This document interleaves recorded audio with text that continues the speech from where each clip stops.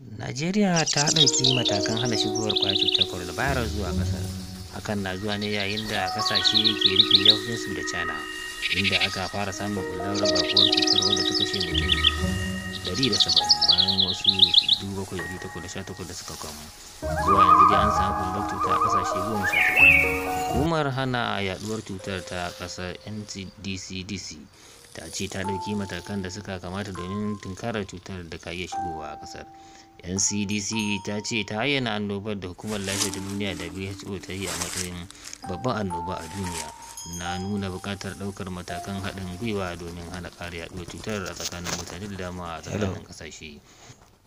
Masana kimiyya na rige-rigen samar da maganin cutar matakan da aka ɗauka. Sanarwar ta NCDC ta fitar ta ce hukumar tare da ƙawayenta sun yi haɗin gwiwa wajen ɗaukar matakan karta kwana domin bayar da ɗauki akan kari idan aka samu wata barazana. Sauran sun haɗa da tsananta sa ido da sauran gano cutar da samar da bayanai tare da inganta dukkanin gwaji domin su aiki yadda ya kamata. Hukumomin lafiyar China a cewa NCDC ta tantance matafiya kafin su baro yankin Wuhan, inda